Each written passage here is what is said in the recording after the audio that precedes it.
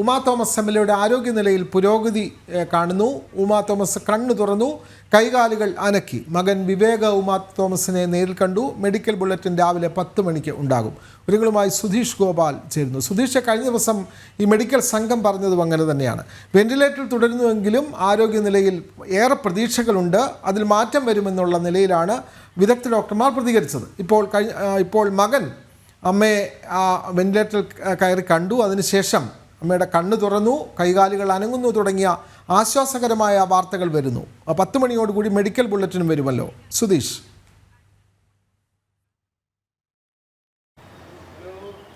വിനോദ്, 10 മണിക്കാണ് medical board ചേരുന്നത്. 10:30 medical bulletin പ്രതീക്ഷിക്കാം. ഇന്ന് രാവിലെയാണ് മക്കളായ വിഷ്ണുവും വിവേകും ICUവിൽ കയറി വെന്റിലേറ്ററിൽ കഴിയുന്ന ഉമാ തോമസിനെ കണ്ടത്.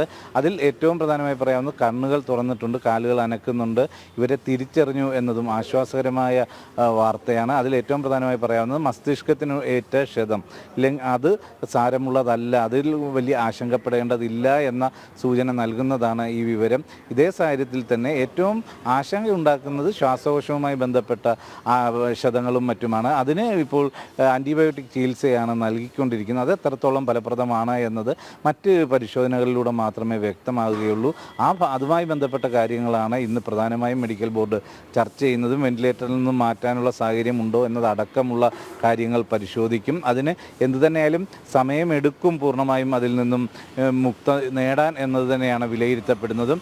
അതിനായി കാത്തിരിക്കേണ്ടി വരും. എന്നാൽ തലയ്ക്ക് ഏറ്റ പരിക്കുകൾ അത് ഗുരുതരമല്ല എന്ന ആശ്വാസകരമായ സൂചനകളാണ് ഇന്ന് രാവിലെ മക്കളെ തിരിച്ചറിയുന്നത്. അത്തരത്തിലുള്ള റെസ്പോൺസ് കൂടി മനസ്സിലാക്കുന്നതിന് വേണ്ടിയാണ് മക്കളെ കയറി കാണാനായി ഡോക്ടർമാർ നിർദ്ദേശിച്ചത്.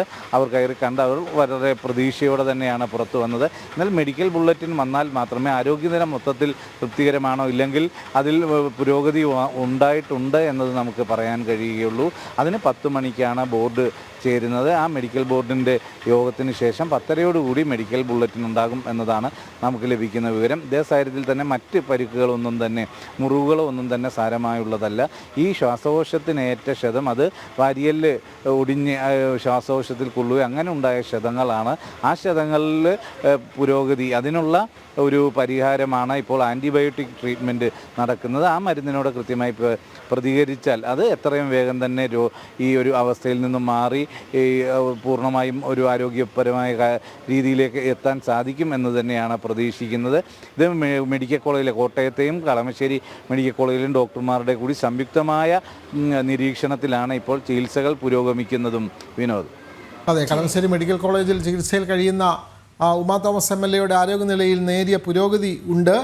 മകൻ വെന്റിലേറ്റർ സന്ദർശിച്ചപ്പോൾ അമ്മ കണ്ണു തുറന്നു, കൈകാലുകൾ അനക്കി തുടങ്ങിയ പ്രധാനപ്പെട്ട വാർത്തകൾ വരുന്നു. ആശ്വാസകരമായ വാർത്ത തന്നെയാണ്. കാരണം രാഷ്ട്രീയ ഭേദമന്യേ എല്ലാ നേതാക്കന്മാരും അവിടെ എത്തി ഉമാ തോമസിന്റെ വിവരങ്ങൾ നിരന്തരം അന്വേഷിച്ചുകൊണ്ടേയിരിക്കുകയായിരുന്നു. എല്ലാ മലയാളികൾക്കും വളരെയധികം പ്രതീക്ഷ നൽകുന്ന, സന്തോഷം നൽകുന്ന വാർത്ത തന്നെ. 10:30 മെഡിക്കൽ ബുള്ളറ്റിനും വരും. കൂടുതൽ വിവരങ്ങൾ വിദഗ്ധ ഡോക്ടർമാർ നൽകുകയും ചെയ്യും.